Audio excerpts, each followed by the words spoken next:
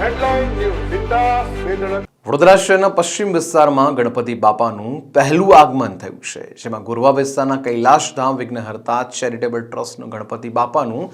આગમન ઇલોરા પાર્કથી ડીજેના તાલમાં અને ઢોલ તાસા સાથે ગણપતિ બાપાની આગમન યાત્રા કાઢવામાં આવી હતી. વડોદરા શહેરના પશ્ચિમ વિસ્તારમાં ગોરવામાં કૈલાશધામ વિઘ્નહર્તા ચેરિટેબલ ટ્રસ્ટના ગણપતિનું આગમન યાત્રા કાઢવામાં આવી છે. કૈલાશધામ વિઘ્નહર્તા ચેરિટેબલ ટ્રસ્ટ આ 33મા વર્ષે પણ ગણપતિ બાપાની આગમન યાત્રાનું આયોજન કર્યું છે, જેમાં ઢોલ તાસા અને ડીજેના તાલ સાથે ગણપતિ બાપાની આગમન યાત્રા કાઢવામાં આવી છે, જેમાં ખાસ ઉપસ્થિતિમાં કૈલાશધામ વિઘ્નહર્તા ચેરિટેબલ ટ્રસ્ટના પ્રમુખ ઉદય કાંટે તથા વોર્ડ નંબર 9 પૂર્વ કાઉન્સિલર રાજેશ આયરે તથા વોર્ડ નંબર 9 યુવા કાઉન્સિલર શ્રીરંગ રાજેશ આયરે તથા વોર્ડ નંબર 8ના કાઉન્સિલર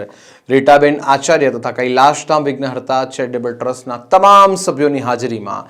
વિઘ્નહર્તા ગણપતિ બાપાની આગમન યાત્રા કાઢવામાં આવી છે, જેમાં મોટી સંખ્યામાં લોકો આગમન યાત્રામાં જોડાયા હતા. જય ગણેશ. ગણપતિ બાપા મોર્યા.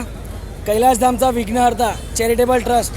આ 33મું વર્ષનું ભવ્ય આગમન તમે જોવા જઈ રહ્યા છો, જેના તમે ક્યારના તમે રાહ જોઈ રહ્યા હતા પબ્લિક, જેમ કે થોડોક વરસાદનું વિધાન આવી ગયું હતું, પણ આપણે ટૂંક જ સમયમાં બહુ ભવ્યથી ભવ્ય આગમન કરી રહ્યા છે. તો સૌથી પહેલાં બધાને જણાવો કે વહેલા તે પહેલાં જોડાઓ આપણા આગમનમાં, એવી અમારી ઈચ્છા. મોરિયા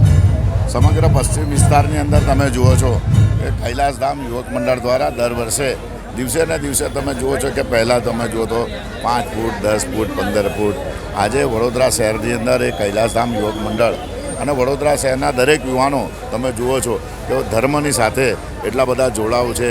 મને એવું લાગે કે મહારાષ્ટ્ર પછી વડોદરા જ એક એવું શહેર છે કે જેની અંદર વાસ્તે ગાસ્તે ગણપતિના દરેક મંડળો, જ્યારે આજે તમે જોઈ રહ્યા છો કે જે પોતે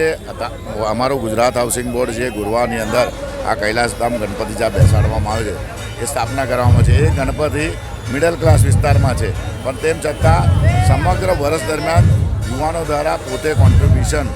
પોતાનું કોન્ટ્રીબ્યુશન અને ઉદયભાઈ કાંટે એમની સમગ્ર ટીમને વંદન કરું છું કે આવું વાસ્તે ગાસ્તે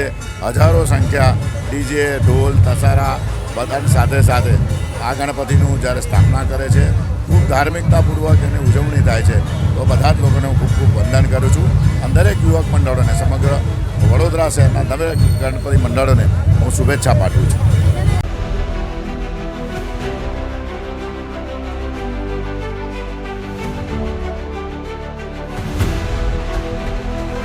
हर समस्या की